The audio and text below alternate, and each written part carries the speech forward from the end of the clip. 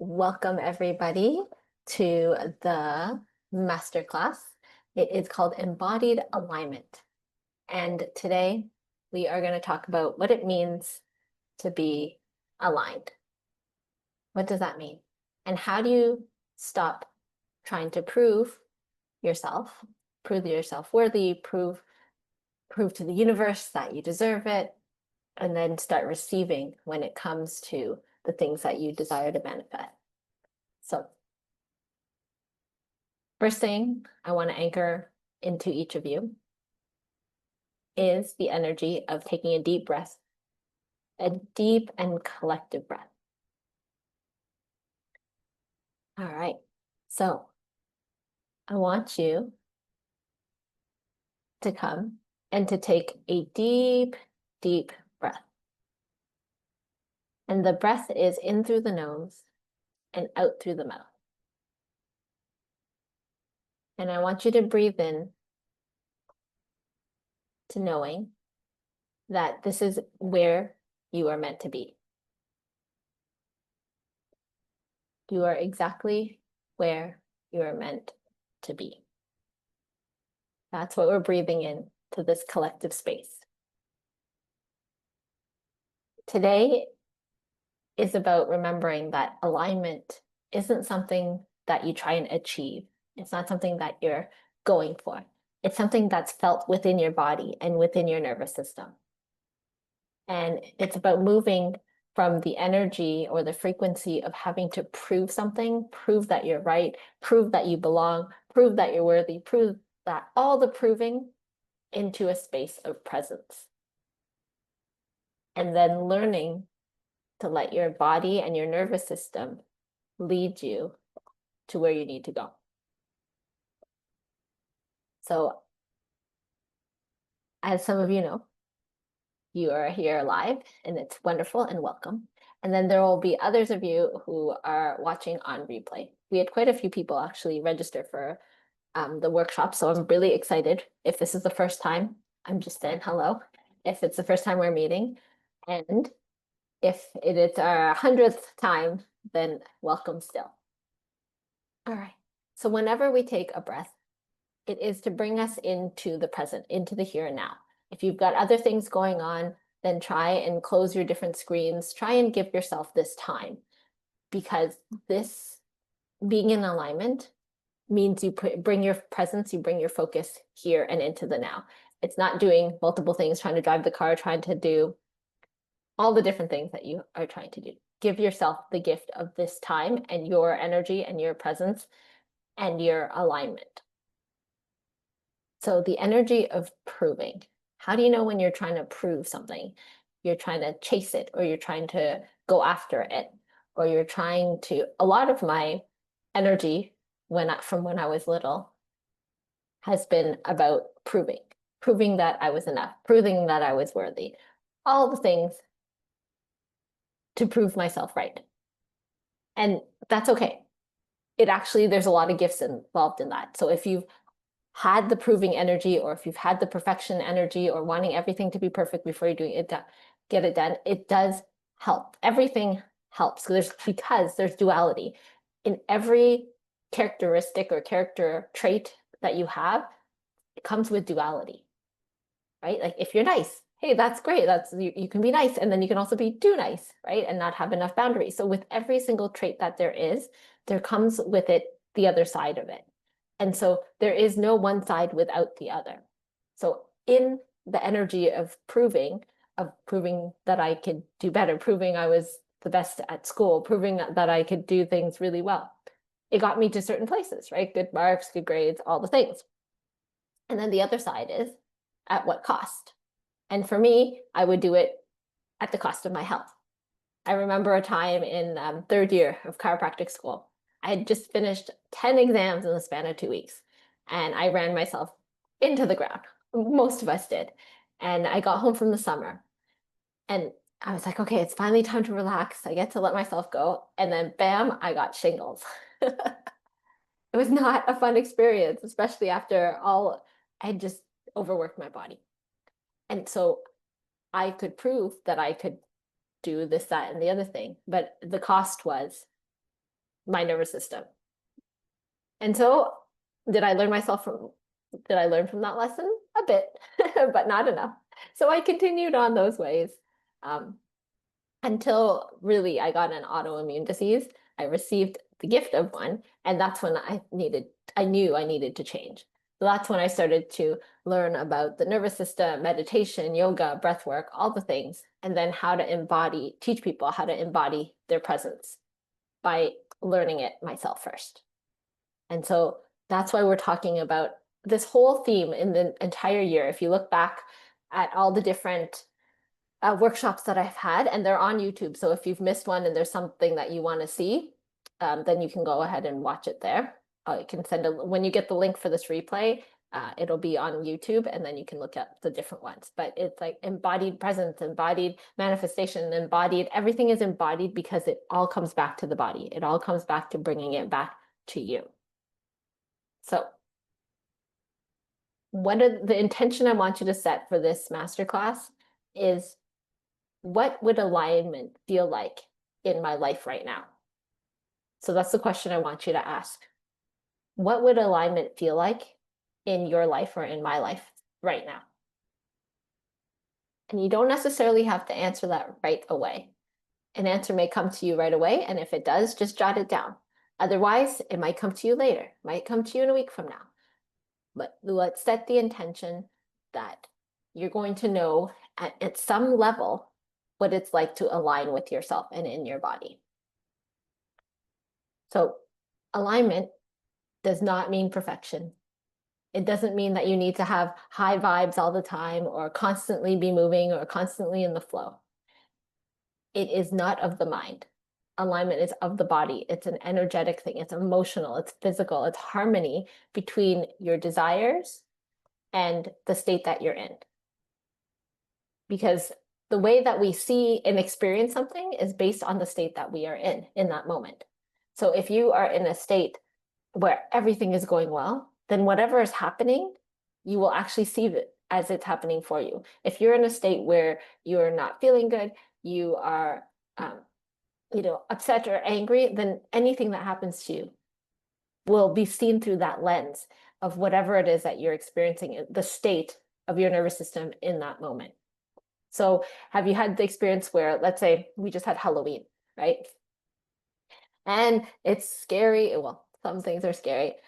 I'll tell you the story. I took my daughter into, we went to the agriculture museum, and they had a animal barn, a scary barn.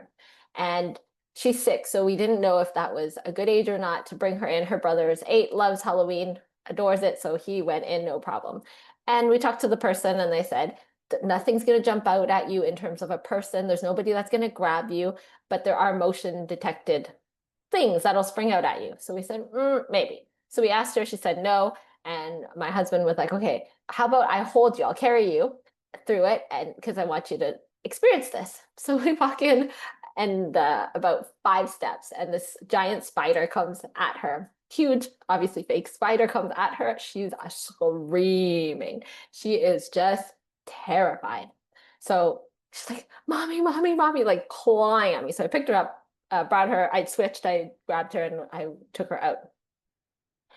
And she was in such a state that afterwards the person's like, oh, you get a candy for going through the haunted house. And she's like, ah, she didn't even want the candy. And she loved that little chocolate or whatever, Arrow, I think. Anyways, she loves that. And she was in such a state of fright that even giving her something that she loves, candy or the chocolate bar, was too much for her. Everything was scary. Now, she calmed down. I was with her, so she eventually came back to herself.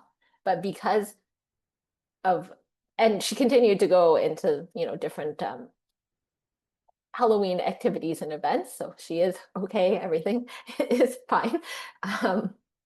However, depending on the state that you're in, that is the way that you will see what is happening in that moment. Even somebody giving you a candy, which would not be threatening for you, you actually love Halloween, trick-or-treating, turns into something that you could be fearful of. So depending on how you are seeing something in the moment, that's how you experience it and anchor it in as well. So, alignment. Alignment always gets mixed up when it comes to manifestation. So your manifestation means there's something that you desire to have, whether it's more money, more health, more a relationship, whatever it is that you desire. And then you want to create that into your life. So you want to manifest that. A lot of people think it is, okay, I need to think positive thoughts. I need to, do what I can to prove that I deserve it, or this is where the proving comes in, or I need to be worthy of it, or I need to show the universe that I am worthy of it, and it will come into fruition. The thing is, you were born worthy and nothing has changed.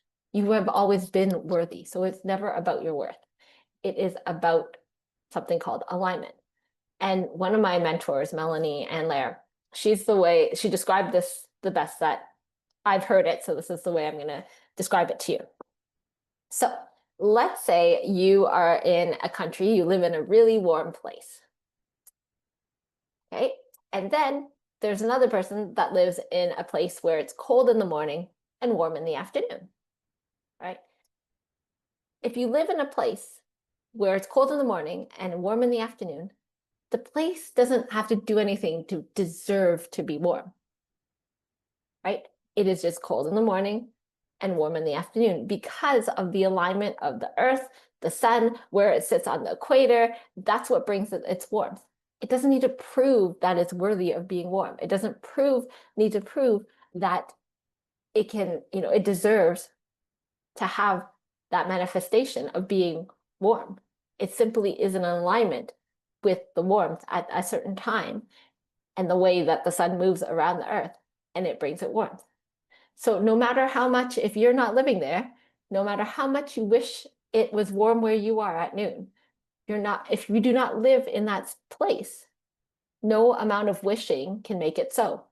So people wish for what they desire. They're like, I wish, please, please bring this to me. But it's not about wishing. It's about being in alignment with the thing that you desire. So deserving is on a mental level, but alignment is on a frequency. It's energetics. And when your system is regulated, you naturally attract, you become what you're in alignment with. You attract what you are aligned with. Okay? So I'm going to invite you to close your eyes. Take a deep breath. And feel what is your current energy in your body. So I want you to ask yourself, where in my body does it feel open? Where in my body am I feeling open? And just take a mental snapshot out of it. So maybe your chest feels open, maybe your heart feels open, maybe your feet or your legs or whatever feel open. And just experience what it feels like to be open. And how would you describe that?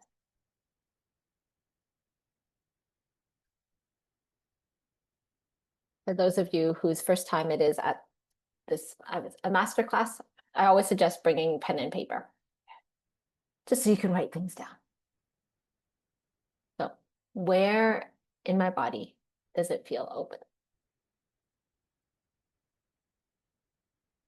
And then the next question I want you to feel into is, where in my body am I feeling tense or protective? Where in my body am I feeling tense or protective? And as a reminder, this is just information. It's not something that you need to fix. You are not a computer, you're not broken, and you do not need to be fixed. This is simply just information so that we know where we are at. And so you might have some areas where you feel open and some other areas. A lot of people tell me their shoulders feel tense. That's what I hear a lot often. so there are going to be parts of your body that feel tense.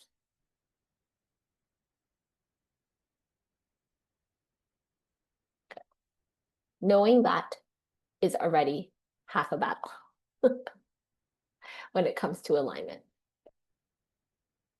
Okay, so now we're going to get into different points about what it feels like, the energy of it, of proving versus the energy of aligning. So this is how you start to realize whether you're in a state where you're trying to prove something or one in which you are in an aligned state. Okay. And it always comes back to your body. What is my nervous system? What am I feeling? What state am I in? Okay. So proving energy. It might feel like the tense or the protective part of you. So it could feel like words to describe it might be pressure, urgency, like you're in a rush, comparison.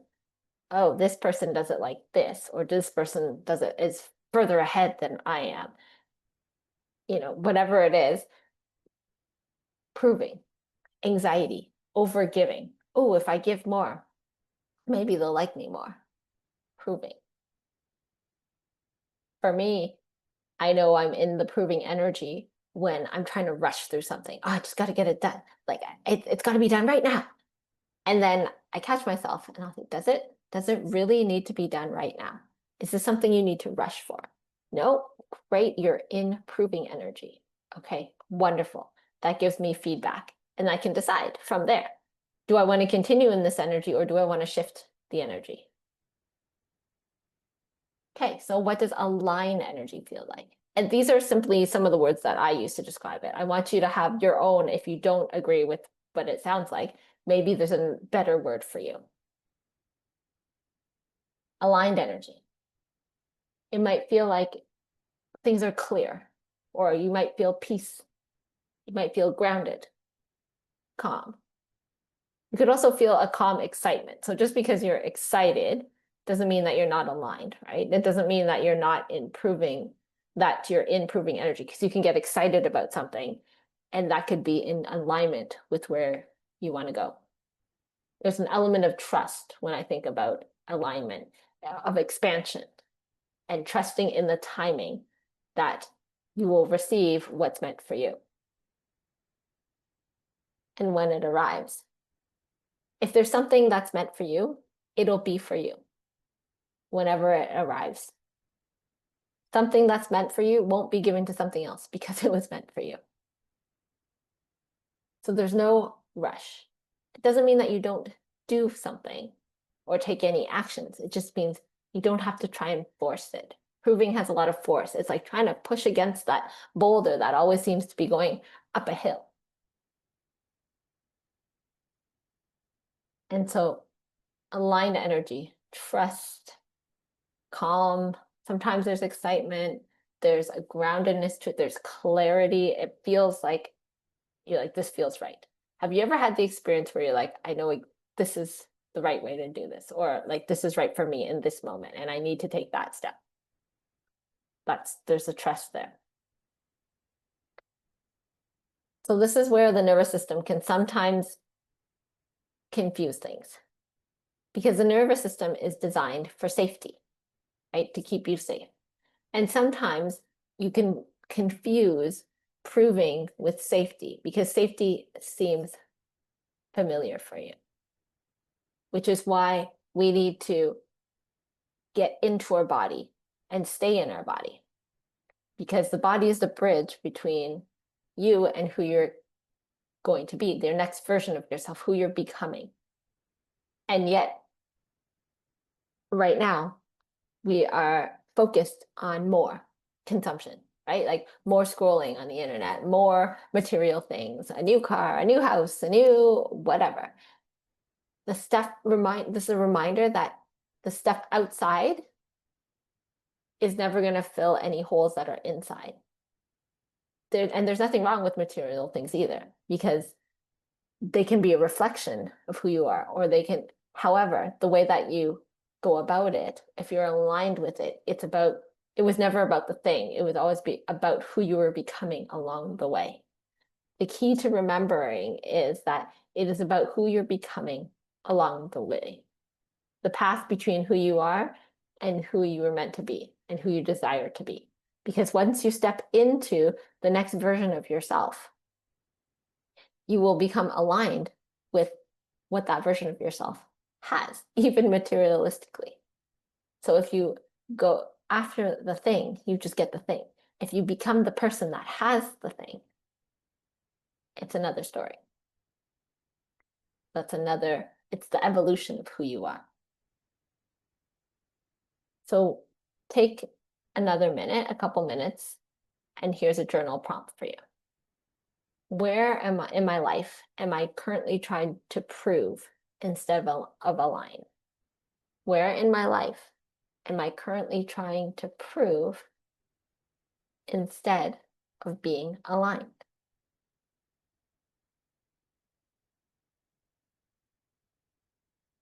Write that down.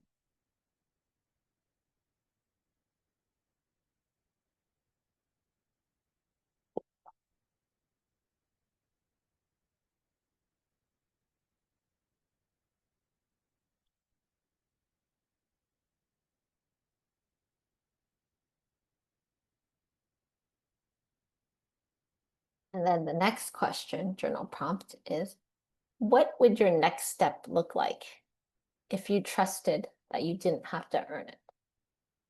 What would my next step look like if I trusted I didn't have to earn it? And just write that down.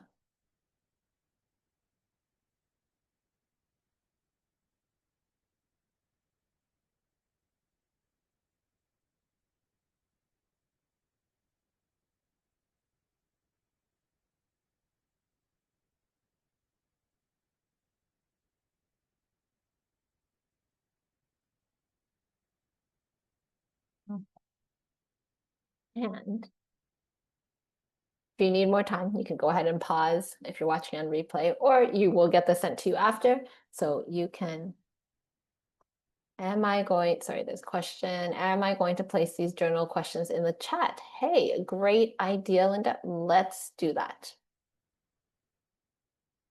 Let me copy my questions down and put them in the chat. Thank you for that suggestion. Okay. Here they are. Where am I trying to prove instead of align? And what would my next step look like if I trusted I didn't have to earn it? All right. So no matter how aligned you are, there will come a point where you notice that you're out of alignment, or when your nervous system has become dysregulated and you want to get back into regulation or get back into alignment. So here are some steps, step by step. Number one, pause. A pause will interrupt the pattern. One of the things we do in our family is when we notice that somebody is getting dysregulated or getting frustrated or angry, we actually we say pause, like a bear, pause, like bear pause. And somebody will just go like this, and then we'll stop. And the person that needs a pause, or that is getting pause, then you can take a step away. You can go to your room for a couple minutes and come back. It's your own time out. And we make sure with our kids, they know they're not in any trouble for it. Either them or us are starting to get dysregulated, and we just need a pause. Everyone always needs a pause. So pause. Think of the bear pause. To try and interrupt the pattern. Then you bring breath, because the areas of your body that are feeling tense and tight, they require more breath. Those are the areas that are starting to close or shut down on you. And our body does this by putting tension there, blocking breath from going there. So what we want to do is take a deep breath in through the nose and out through the mouth.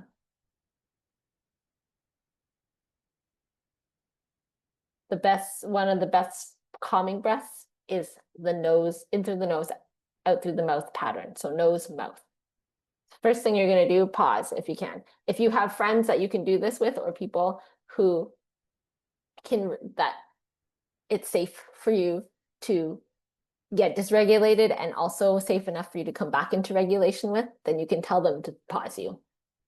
Now, if it's got to be done in a certain time too. Sometimes it goes way over you're way too dysregulated to even see a pause. And then, you might have to apologize. Pause, take a breath in through the nose, out through the mouth. And then turn inwards. Before you go outwards, turn inwards. What sensations am I feeling right now? What emotions am I feeling right now? And you could be like, I'm angry.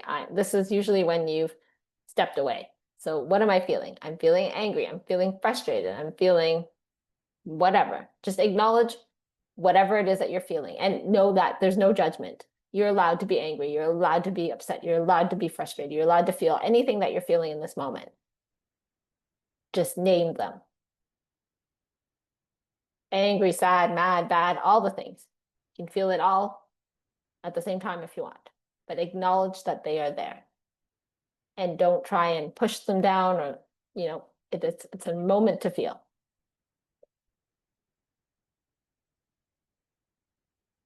And then the shift is this true? So a lot of the times we're feeling it because of a fear, right? Fear that something's going to happen, or our mind makes up something that isn't true. And then we've become dysregulated because we activated our fight or flight and want to run away from it. Is it true that staying in this conversation, so the sympathetic and the parasympathetic nervous system, the sympathetic is for you, for your safety, to try and keep you safe, away from danger. So the bear comes, you fight, you run, all the things. Life or death. Is this conversation currently that you're having with somebody a matter of life and death? The majority of the times, no, which is why you can take a pause and you can go away and you can come back once you're more regulated. What's the fear? What are the fears that are driving this? And it's usually because you feel attacked in some way, right? So then it sets off your anger and all the things, and it snowballs from there. And so, is this real? If I stay in this conversation, am I actually being attacked? If I read these emails, is it a life or death thing? Okay, if not, then you have more time. You can breathe some more. And then, once you've realized that you're not actually in danger and that you've breathed through it and that you've come back down, then what are the next steps from there? Not from a place of pressure, like I have to do it, or I have to have an answer. Excuse me, most things can wait a little bit. Even things that need to be known right away can still wait a little bit. Once you've come back to yourself, once you've come back to your brain, then you say, what step can I take from there? What conversations do I need to have from here? When we're in that fight or flight, we cut off the oxygen to the upper parts of the brain. So the ones for logic, for reason, for creativity. Wouldn't you like access to those in a conversation? You can't have access to those when you're in your fight or flight. And so there's no point in continuing an argument once you're activated, because you won't be able to access those. It's the same with the kids. Once they've gone over the board, it's not overboard, but once they just have too much emotion, you can't reason with them. They've lost their ability to reason. And so they need to cry it out. They need to shout it out. They need to do whatever it is so that they can come back to themselves. And then you have a conversation. And then you discuss what was happening. But in that moment, oftentimes we see parents say, try and, explain things to their child, but they've already gone. They aren't in their mind. They can't hear you. And so the best thing you can do is co-regulate with them, is to breathe. You breathe, they breathe. Even with adults, you'll notice if, let's say, somebody else is upset at you and you are in a state where you can see that, when you change your breath, so you can say, okay, I'm going to start taking deep breaths in through the nose, out through the mouth. Watch as they start to mirror you, and they will calm down too.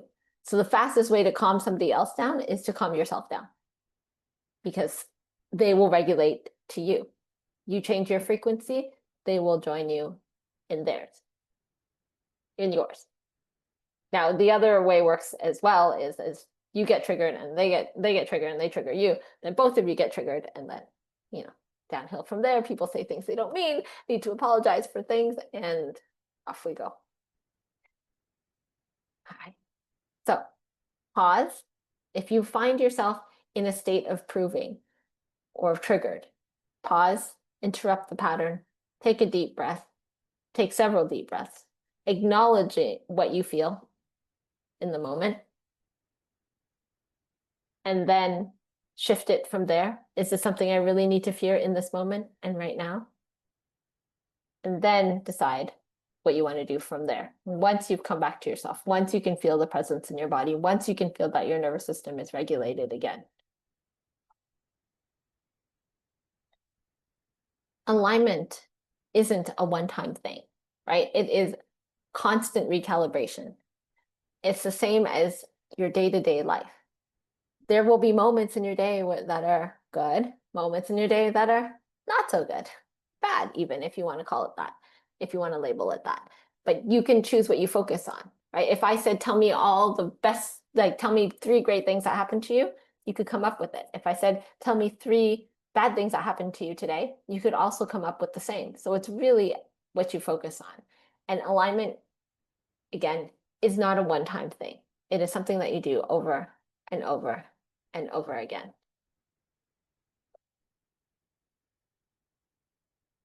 Sorry, there's a question. You have another meeting. No problem. Welcome. Thank you for coming. And you can catch the replay. I'll send it out for you. Okay. Sorry, another. Okay. Excellent. So alignment is a daily calibration. It's small and consistent checking in with yourself. How am I doing right now? What is happening? What am I feeling? If you can find the awareness in the moment when you're discussing something that could trigger you, or before you even get there, or you find yourself in the proving energy, then it's great to say, okay, where am I feeling tight? Where am I feeling more open in this moment? Always come back to your body. Build the areas that are safe. Your body is your guide, it's your compass. Some practices that you can do every day is to, as I just said, monitor your nervous system, especially in the morning when you first wake up. And if you notice that you're already tense and tight at the beginning of the day, that's a great time to breathe or to move. First thing I like to do when I wake up is I do a gratitude. So I say, thank you, thank you, thank you. And then from there, I move on to drinking some water, and then I move my body, exercise. Sometimes I meditate, but I usually exercise first. Journal. Those are the things that I do in the morning, my morning routine. And then you also want to ask yourself for that day, what 1 or 2 actions can I take that might align me with who I want to be? Not 30, not a list of 30. 1 or 2, some small steps. What can I do today that takes me in a direction that I desire to be? So let's say you desire health. Okay, are the foods that I'm eating in alignment with what I desire, with the version of me that I desire? So if you could picture the healthiest, strongest, version of who you are, then what is it going to take to get there? Is that person, what habits do they have? How are they going to eat? If I was the strongest version of myself, then most likely I'm going to have to do some kind of weight training, right? Lift weights or body weight, or in some way put tension in my body to build the muscle so that I could be stronger than I am today. Great. So then those become the aligned actions that I want to take.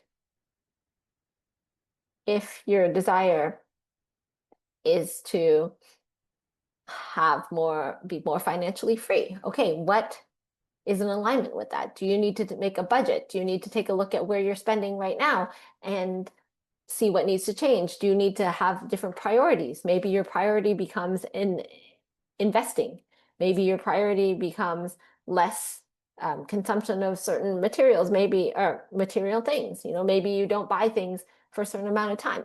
Whatever it is that works for you, that your body says, okay, this is the next step into who we're becoming. It's a decision that you make that is in alignment with who you want to be. And how do you know that? You get a nudge from the universe. You go, I know I could eat better. Great. I know I could do this better. I know there's another version of me. And it's not better because I'm not good now, or I'm not worthy now. It is the evolution of who you are. It is, okay, as a baby, you're crawling. You don't say you're not worthy of crawling, you crawl. And then next is you learn to stand up, and then you learn to walk. Right? There's no question of worth in that. It's just the next evolution of who you are. So there's going to be a next evolution of your finances, the next evolution of your relationships with other people, the next evolution of who you desire to be and of your health. And you need to see where you're being pulled. What do you need more of? Maybe you need more rest. Maybe the healthiest version of you gets more rest. And so that's the direction that you align in. So thank you for coming to the workshop today. If alignment is a topic that you enjoy, then you can join us in the Daily Dose of Healing. That's my monthly membership group. This month is called Embodied Alignment. So for the next, until the end of November, every day, I talk about alignment and manifestation, and how it is that we bring about from a place of not proving, but from aligning the things that we desire. Okay, you don't have to prove your worth. This is the key, is you do not have to prove anything. Your worth to receive what is meant for you. It's already yours. You become the version of you. So it's all about you. You align with it. You just align with what you desire. And what you desire, remember that what you desire also desires you. So you're both on both ends aligning for it. All right. I also would love your feedback on whether you enjoy the masterclasses in this format, meaning like watching it on YouTube, or if you like the challenges better, because I've also done monthly challenges, and I have gotten a lot of feedback on that lately. So what happens is I will leave a recording. Last time I left it on my webpage. So all you had to do is every day click on it, and then you could listen to an audio file for that day. And I usually upload it in the morning so that you can listen to it anytime that you desire. So do you prefer masterclasses? Do you prefer challenges, like a 7-day straight of, little clips on trainings? What is it that you enjoyed the most? How do you enjoy learning the most? And whether you like things in person, I'm trying to become more aligned with the next version of myself. I've had people ask for in-person retreats, to bring those back, or to have in-person classes. So all I want to know is, what is it that resonates with you the most? Or is it a mixture of all of them? As I start to plan out the next year, I want to see how to incorporate different versions of learning for you. Some people like in person. Some people like this version that they can watch whenever they want. Other people like just the audio. So whatever is best for you and your learning. All right. Have a wonderful day. Thank you for coming, and we will see you all shortly.